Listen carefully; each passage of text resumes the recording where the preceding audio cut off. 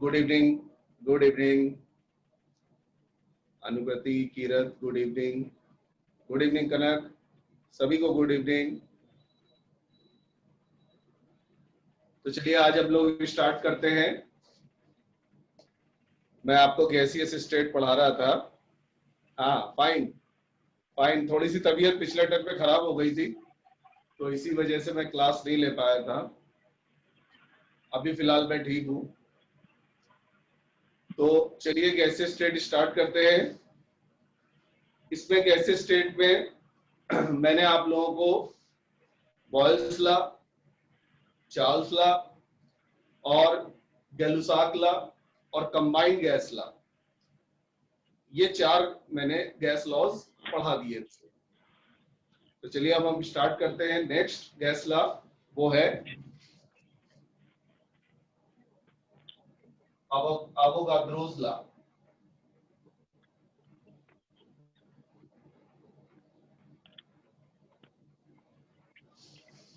तो सब लोग हेडिंग डाल लीजिए, अवोगाद्रोस law.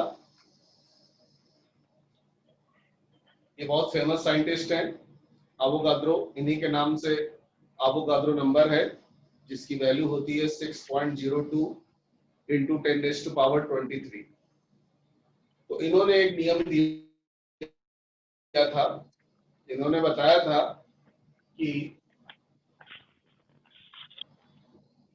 Under similar conditions of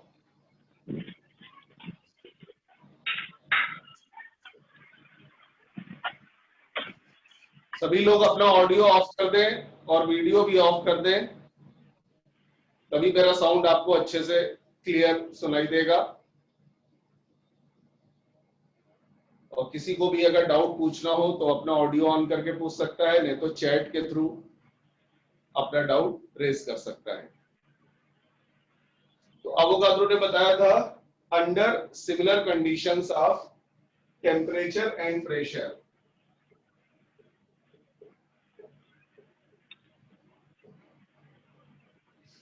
यानी अगर टेम्परेचर और प्रेशर कांस्टेंट है तो इक्वल वॉल्यूम ऑफ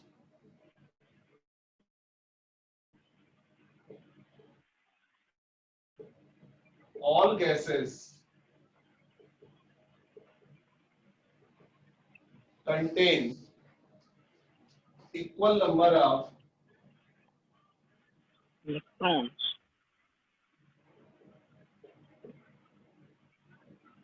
molecules। यानी अगर टेम्परेचर और प्रेशर कांस्टेंट है तो कोई भी गैस हो, अगर वॉल्यूम इक्वल है तो नंबर ऑफ मॉलिक्यूल्स भी इक्वल होंगे, ये बोला जा रहा है। जैसे फॉर एग्जांपल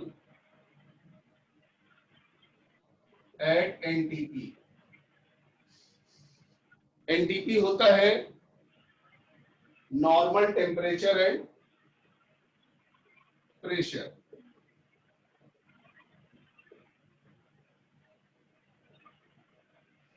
ये कंडीशन होती है जहां पे टेम्परेचर 0 डिग्री यानी 273 केल्विन होता है और प्रेशर 1 एटमॉस्फेयर होता है। तो अगर हम एनटीपी पे 22.4 लीटर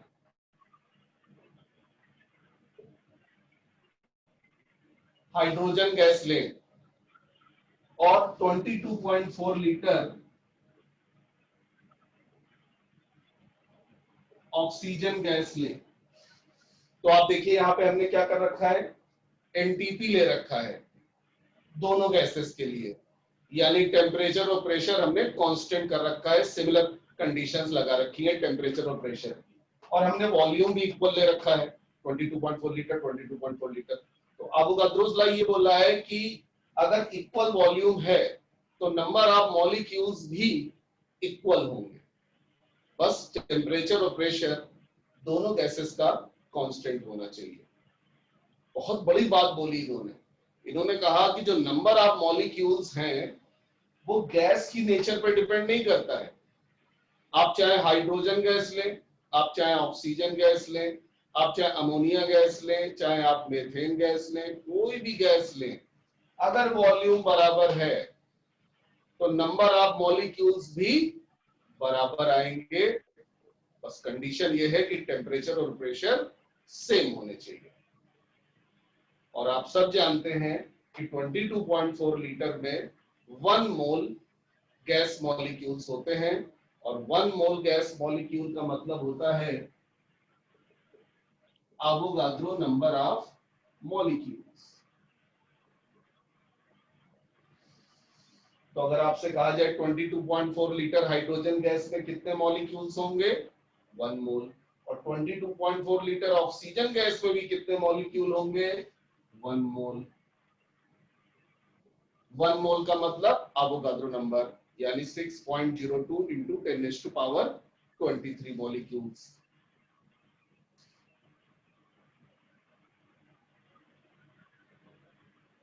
केवल एनटीपी में होता है sir?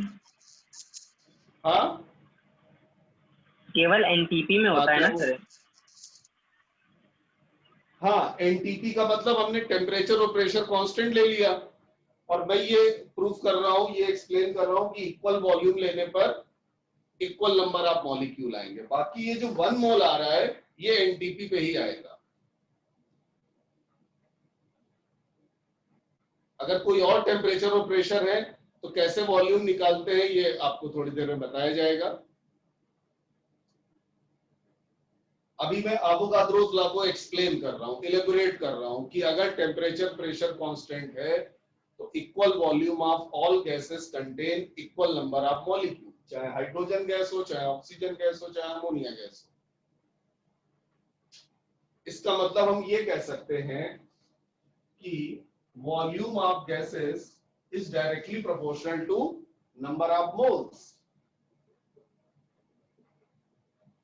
at constant temperature and pressure। क्योंकि वॉल्यूम ऑफ गैस केवल नंबर ऑफ मॉलिक्यूल पे डिपेंड कर रहा है, या नंबर ऑफ मोल्स वॉल्यूम पे डिपेंड कर रहा है, और कोई फैक्टर नहीं है यहाँ पे जो वॉल्यूम और नंबर ऑफ मोल को रिलेट करता हो। वॉल्यूम सेम तो नंबर ऑफ मोल भी सेम, और अगर वॉल्यूम को डबल कर दिया तो नंबर ऑफ मोल भी डबल हो जाएंगे, वॉल्यूम को ट्रिपल कर दिया तो नंबर ऑफ मोल भी ट्रिपल हो जाएंगे। नोट कर लीजिए, फिर मैं इसको और एक्सप्लेन करता हूं और ग्राफ बताता हूं एवोगाड्रोस लॉ के ऊपर।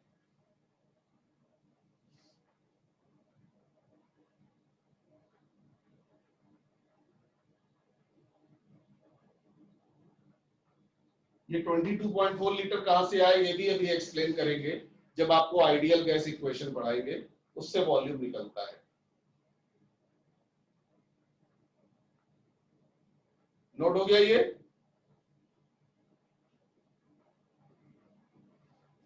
ठीक है,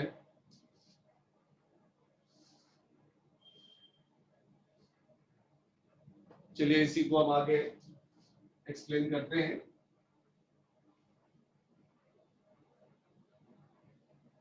V is directly proportional to N, इसका मतलब V इक्वल टू Kn, जहां पे K एक प्रोपोर्शनलिटी कांस्टेंट है। तो बताइए वॉल्यूम ऑफ गैस और number of mole of gas कैसा ग्राफ आएगा, volume versus number of moles. Yes, straight line passing through origin, absolutely correct. क्योंकि यहां पे जो इक्वेशन आ रही है वो आ रही है y equal to mx, y equal to mx, और m होता है आप सब जानते हैं स्लोप होता है, तो m यहाँ पे k के बराबर है, तो स्लोप होगा k के बराबर, और k v अपॉन n है। k इक्वल टू कितना है, v अपॉन n। तो ये ग्राफ पूछा जा सकता है। समझ में आया बच्चों सबको ग्राफ?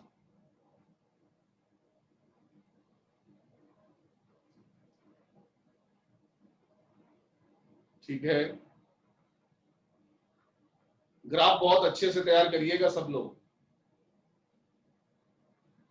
बस दो इक्वेशन याद कर लो, एक y इक्वल टू mx, ये होता है straight line passing through origin जिसमें कोई इंटरसेप्ट नहीं होता, और एक इक्वेशन होती है y equal to mx plus c। ये जो स्ट्रेट लाइन है ये ओरिजिन से नहीं पास होगी, कुछ ना कुछ इंटरसेप्ट आएगा y एक्सिस पे जो c के बराबर होता है। स्लोप अगर पॉजिटिव है तो लाइन ऐसे होगी ऊपर जाती हुई, और अगर स्लोप निगेटिव है तो लाइन ऐसे आएगी नीचे आते हुए।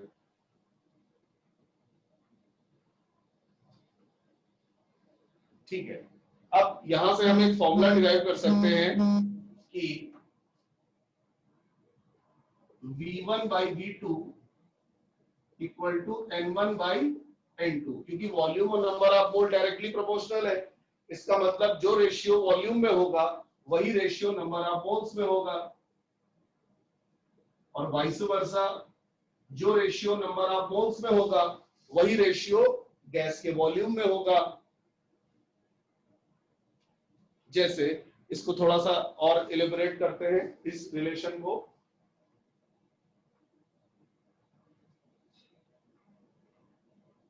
जैसे अगर हम बात करें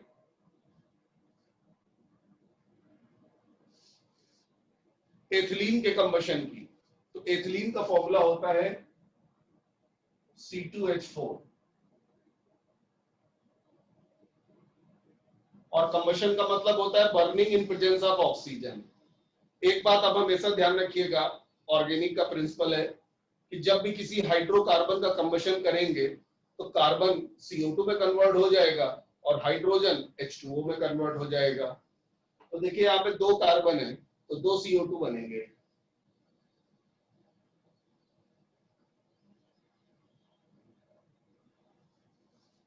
और हाइड्रोजन एटम यहाँ पे 4 हैं तो 2H2O बनेंगे। 4 हाइड्रोजन एटम तो 2H2O।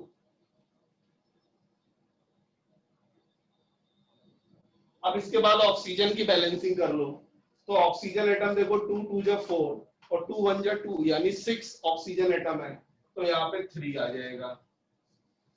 और इस तरह से हमने एथिलीन के कंबशन की इक्वेशन को बैलेंस कर लिया। अब देखिए क्वेश्चन ये आएगा कि how much volume of oxygen is needed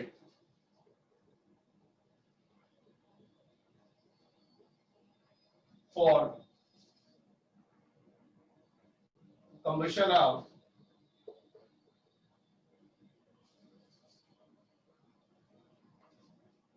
2.8 gram ethylene।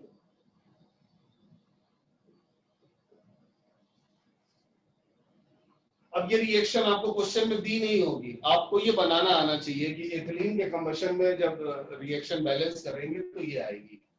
और मैंने टेक्निक बता दी, एथिलीन का फॉर्मूला C2H4 है तो 2 कार्बन तो 2 CO2, 4 हाइड्रोजन तो 2H2O, बाद में ऑक्सीजन को बैलेंस कर लिया, आगे बैलेंस रिएक्शन। अब यहां पे देखिए कि नंबर ऑफ मोल में क्या रेशियो है। तो अगर एथिलीन का स्टोइकियोमेट्रिक कोफिशिएंट देखें बच्चों तो 1 है, और O2 का स्टोइकियोमेट्रिक कोफिशिएंट 3 है, तो एक तरह से देखा जाए तो एथिलीन और ऑक्सीजन के नंबर ऑफ मोल्स के बीच का जो रेशियो है वो 1/3 है। स्टोइकियोमेट्रिक कोफिशिएंट का रेशियो नंबर ऑफ मोल का रेशियो होता है। 1 मोल एथिलीन और 3 मोल ऑक्सीजन कंबाइन करके 2 मोल CO2 और 2 मोल H2O बना रहे हैं, ये बता रही है ये बैलेंस रिएक्शन। तो N1/N2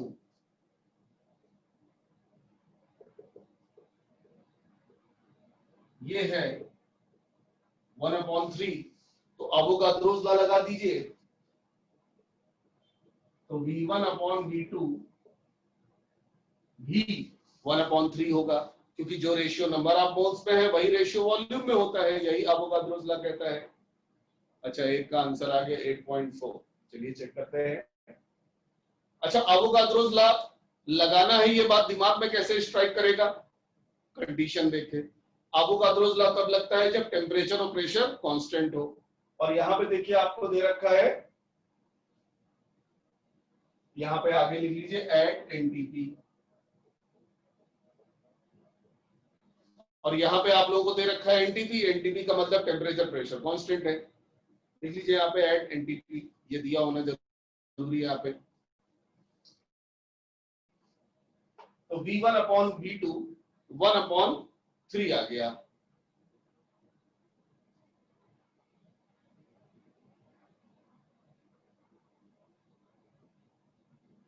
ठीक है बच्चों।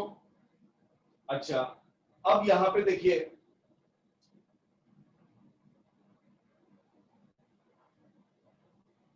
एक सेकेंड, यहाँ पे थोड़ा सा मैंने थोड़ा सा मिस्टेक कर दिया है, ये यहाँ पे ग्राम नहीं होगा, यहाँ पे एथिलीन का वॉल्यूम होना चाहिए बच्चों, क्योंकि तभी एवोगाड्रोस लॉ हम लोग लगा पाएंगे और आंसर निकाल पाएंगे। सही कर लो, 5.6 लीटर, क्योंकि ये जो रिलेशन हमने बनाई है इसमें V1 हमको पता है 5.6 लीटर और V2 पूछा है, तो V2 आ जाएगा 3 6 जा 18 और 3 5 जा 15 प्लस 1 16.8 लीटर। Yes, 16.8 litre. ये बच्चों करेक्शन कर लो, जब भी एवोगाड्रोस लॉ पे क्वेश्चन आएगा तो एक गैस का वॉल्यूम दिया होगा और दूसरी गैस का वॉल्यूम पूछा जाएगा और वो आप निकालेंगे V1 upon V2 equal to N1 upon N2 से।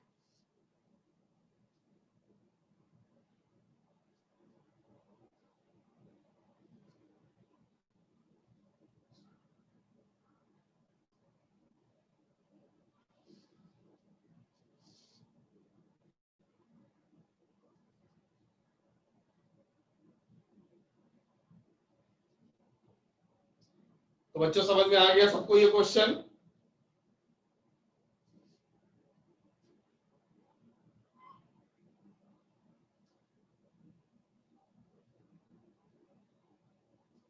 Very good. एक बार फिर से सुन लीजिए, बैलेंस रिएक्शन लिख दी है, उससे N1 अपॉन N2 आ जाएगा और उसके रेस्पेक्ट में V1 अपॉन V2 आ जाएगा। V1 दिया होगा, V2 निकाल लेंगे। V2 अपॉन में है, हाँ ये V2 अपॉन में है, क्रॉस मल्टीप्लीकेशन किया है बेटा, V2 इधर जाएगा, 3 इधर आएगा। हाँ, अभी एक क्वेश्चन मेरे से पूछा गया था कि क्या ये आइडियल गैस के लिए है? यस, देखिए Boyle's law, Charles law, Avogadro's law, Gay Lussac law, इनको जो गैस फॉलो करती है उसे आइडियल गैस कहते हैं, और जो गैस इन लॉस को फॉलो नहीं करती है उसे रियल गैस कहते हैं। तो रियल गैस बिहेवियर आप आगे पढ़ेंगे, पहले आप आइडियल गैस बिहेवियर पढ़ लीजिए। ठीक है शिवम, समझ में आया?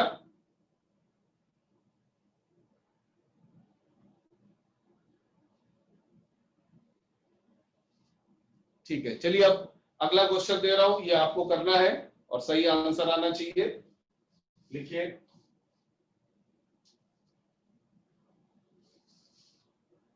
हाउ मच, ये थोड़ा सा टफ क्वेश्चन है, volume of air is needed for complete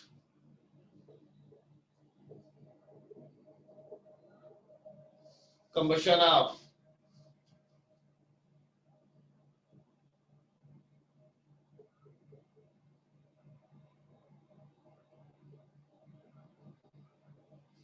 11.2 litre LPG. और देखिए यहाँ पे एनटीपी नहीं दे रखा है, लेकिन टेम्परेचर और प्रेशर वेरी हो रहा है, ये भी तो नहीं बता रखा है। इसका मतलब टेम्परेचर प्रेशर आप कांस्टेंट लेके एवोगाड्रोस लॉ लगा सकते हैं। एलपीजी आप जानते होंगे, लिक्विफाइड पेट्रोलियम गैस। तो पहले तो ये बताइए एलपीजी का फॉर्मूला क्या होता है, एलपीजी में कौन सी गैस होती है, क्योंकि तभी आप बैलेंस रिएक्शन लिख पाएंगे।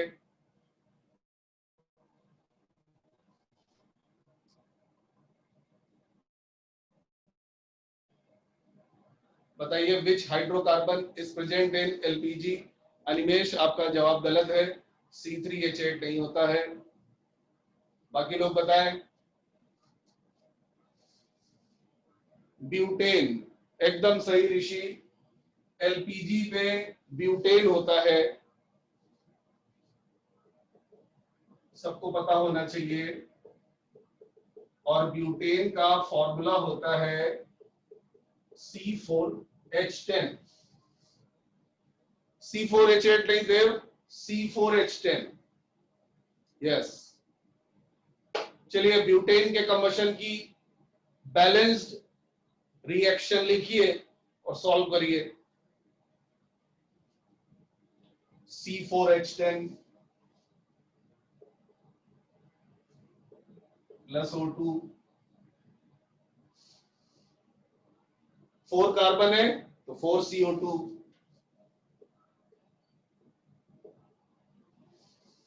10 हाइड्रोजन है तो 5H2O। एलपीजी का मेन कॉन्स्टिट्यूएंट ब्यूटेन ही होता है, कंफ्यूज मत हो प्रोपेन से। एलपीजी में जो मेनली प्रेजेंट होती है गैस वो ब्यूटेन होती है। हाँ चलिए ऑक्सीजन को बैलेंस करो, तो 4 2 जा 8, 5 1 जा 5, तो 8 + 5 13, तो यहां पे आ जाएगा 13/2 O2, 2 2 कट गया तो लेफ्ट हैंड साइड पे 13 ऑक्सीजन। हाँ भाई बैलेंस्ड हो गया रिएक्शन।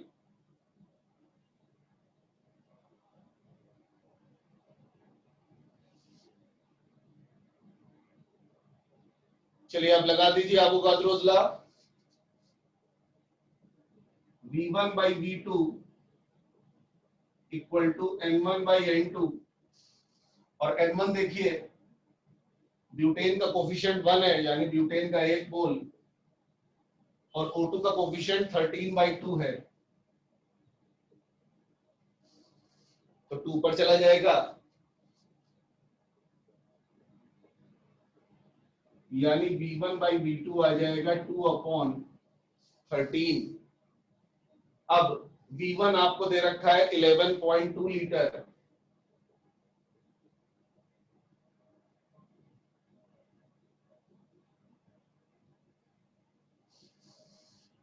अब क्रॉस मल्टीप्लिकेशन करके V2 निकाल लीजिए।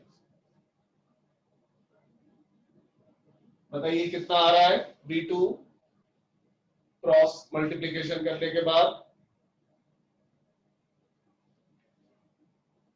72.8, एक का आंसर आ रहा है 32.8, ये क्या चक्कर है। 72.8 सब लोग बताएं। 72.8, यस 72.8 लीटर।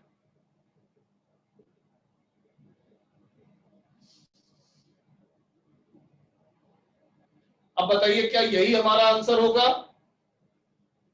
क्वेश्चन में एयर का वॉल्यूम पूछा गया है, क्या ये एयर का वॉल्यूम निकाला है। नो, ये ऑक्सीजन का वॉल्यूम निकाला है। यस, ये हमने ऑक्सीजन का वॉल्यूम निकाला है, ब्यूटेन के रेस्पेक्ट में ऑक्सीजन का वॉल्यूम। अब ऑक्सीजन के वॉल्यूम से एयर का वॉल्यूम निकालना है, तो इसके लिए एयर का कंपोजिशन पता होना चाहिए।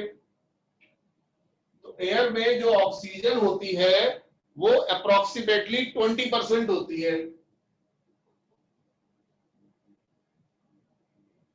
Since in air O2 is 20% by volume, तो इस वजह से जो वॉल्यूम ऑफ एयर आएगा वो आएगा ऑक्सीजन का वॉल्यूम इनटू 100/20। भाई एयर से ऑक्सीजन निकालना हो तो एयर का 20/100, लेकिन उल्टा करना है, O2 से एयर निकालना है तो O2 का वॉल्यूम इनटू 100/20, तो 72.8 इनटू 5, तो ये आ जाएगा बच्चों, यस 364 लीटर। तो 364 लीटर एयर चाहिए 11.2 लीटर एलपीजी का कंबशन करने के लिए। इसीलिए देखिए जहां भी एलपीजी रखा होता है किचन में, वो हमेशा किचन हवादार बनाया जाता है, उसमें खिड़की दरवाजे ये सब दिए होते हैं ताकि एयर की कोई कमी ना हो वहां पे। अगर एयर कम हो गई तो एलपीजी का फिर प्रॉपर कंबशन नहीं हो पाएगा। तो सिर्फ 11.2 लीटर एलपीजी के लिए देखिए एयर चाहिए 364 लीटर। तो मेरे ख्याल से अवोगाद्रोस लॉ सबको समझ में आ गया है।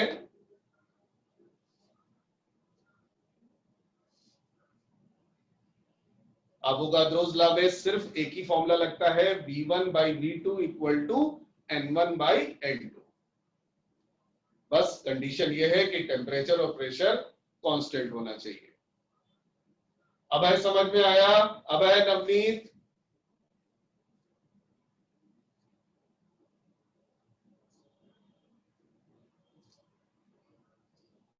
ठीक है, चलिए अब हम लोग आगे बढ़ेंगे। अब आप हेडिंग डालिए आइडियल गैस इक्वेशन। नोट कर लीजिए इसको जल्दी से। Ideal gas equation number 6 gas law है।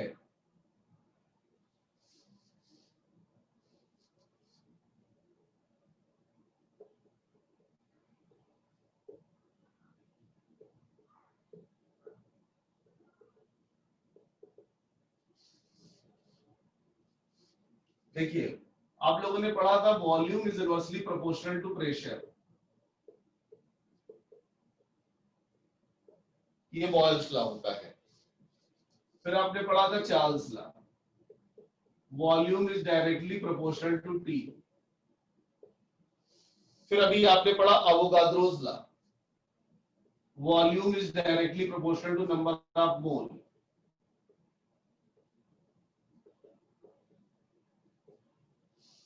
अगर हम इन तीनों को कंबाइन कर दें, कंबाइनिंग दीज थ्री लॉज, तो आपको जो रिलेशन मिलेगी, लेफ्ट हैंड साइड पे तो देखिए बी है, राइट हैंड साइड में एन आ जाएगा, टी आ जाएगा और 1/p आ जाएगा। यानी combining these three gas laws we will get V is directly proportional to N into T into 1/p। यानी V is directly proportional to NT/P। अब अगर हम प्रोपोर्शनलिटी हटाएं, इक्वल टू लगाएं, तो एक प्रोपोर्शनलिटी कांस्टेंट आएगा। उसी कांस्टेंट को बच्चों R से डिनोट करते हैं। अक्सर देखिए कांस्टेंट K से डिनोट किया जाता है, लेकिन यहां पे जो कांस्टेंट आ रहा है प्रोपोर्शनलिटी हटाने पर उसे R से डिनोट करते हैं, और इस R को कहते हैं यूनिवर्सल गैस कांस्टेंट। तो आप P को इधर ले आओ, तो PV इक्वल टू आ गया nRT।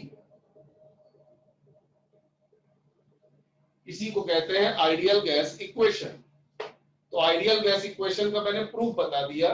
आ सकता है क्वेश्चन कि आइडियल गैस इक्वेशन किन किन गैस लॉज को कंबाइन करके बनाई गई है।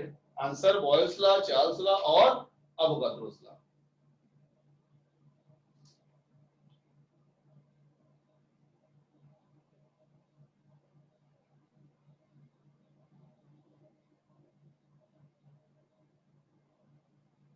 नोट कर लीजिए जल्दी से।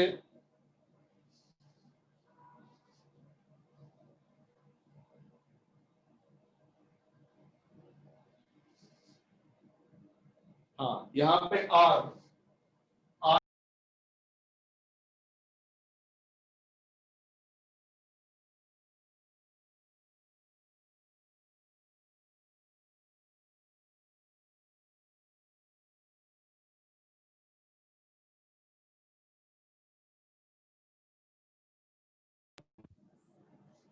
universal gas constant, its value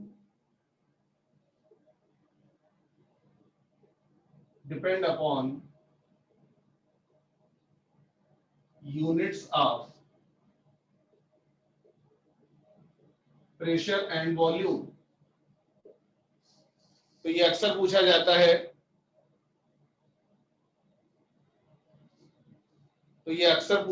है, कि यूनिवर्सल गैस कांस्टेंट की जो वैल्यू होती है वो किस पे डिपेंड करती है। तो आंसर है इसकी वैल्यू डिपेंड करेगी प्रेशर और वॉल्यूम की यूनिट्स पे। जैसे अगर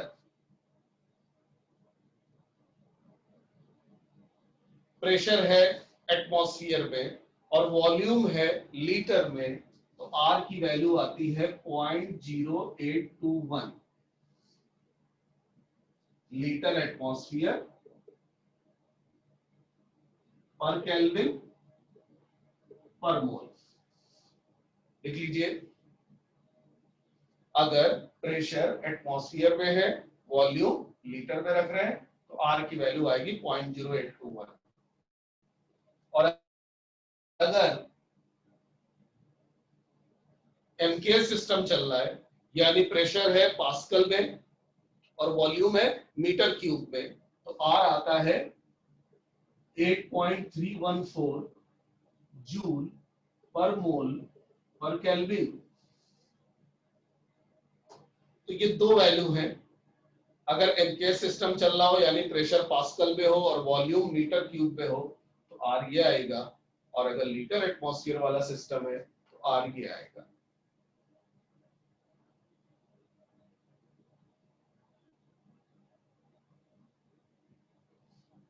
ठीक है बच्चों, समझ में आया?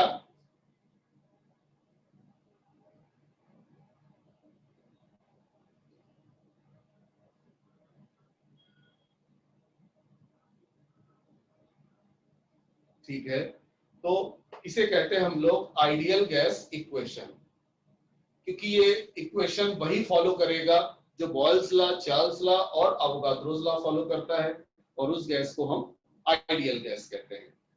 चलिए इसके ऊपर एक क्वेश्चन देते हैं।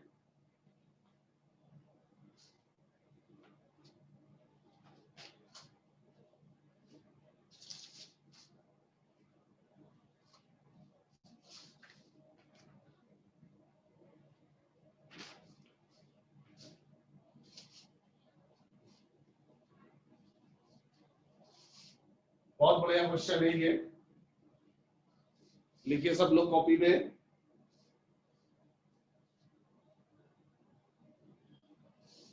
इसमें कहा जा रहा है एक वेसल है,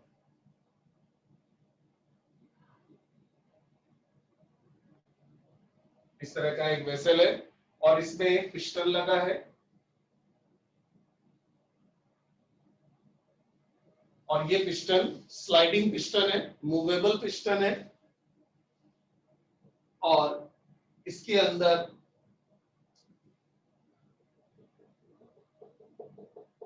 0.1 मोल हीलियम और 1 मोल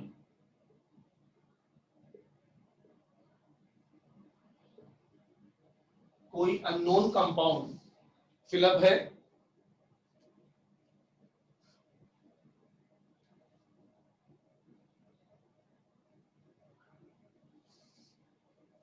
पॉइंट 1 मोल हीलियम गैस है और 1 मोल अननोन कंपाउंड है, और उस अननोन कंपाउंड की वेपर्स इसके अंदर हैं। आप सब जानते हैं जो वोलाटाइल लिक्विड्स हैं वो बहुत जल्दी वेपराइज हो जाते हैं। जैसे पेट्रोल आपने देखा होगा, तुरंत वेपर फॉर्म में कन्वर्ट हो जाता है। आप एक बोतल लो, उसमें पेट्रोल भर दो, बोतल का ढक्कन खोल दो, तो वेपर्स बन जाएंगी और हवा में मिक्स हो जाती हैं।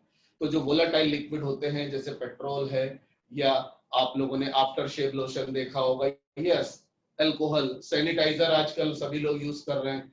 सैनिटाइजर में बच्चों पढ़ा होता है आइसोप्रोपाइल अल्कोहल, जिसे रबिंग अल्कोहल भी कहते हैं। तो वो भी देखिए झट से आपने डाला और ऐसे से थोड़ी देर में वो गायब हो जाता है, क्योंकि उसकी वेपर्स बन जाती है। तो यहाँ पे एक 1 मोल अननोन कंपाउंड है, आप कोई भी ले सकते हैं, जैसे आइसोप्रोपाइल अल्कोहल की वेपर है या पेट्रोल की वेपर्स है, वो भी है यहाँ पे। ठीक है, अब इसमें बोला जा रहा है कि इसका जो वेपर प्रेशर है इस अननोन कंपाउंड का, वो है बच्चों 0.68 एटमॉस्फेयर। मतलब इस अननोन कंपाउंड की वेपर्स जो प्रेशर लगा रही होंगी पिस्टन के ऊपर, वो 0.68 एटमॉस्फेयर है। और यहां पे टेम्परेचर आपको दिया है 0 डिग्री, और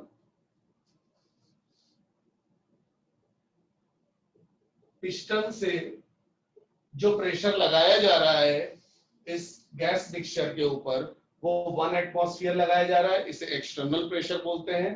पिस्टन से जितना कंप्रेस करके रखा है, जिस प्रेशर से कंप्रेस करके रखा है, वो 1 एटमॉस्फेयर दे रखा है। अब इसमें कहा जा रहा है कि आप निकालिए वॉल्यूम ऑफ गैस कितना होगा लीटर में, ये आपको बताना है। क्वेश्चन बच्चों समझ में आया?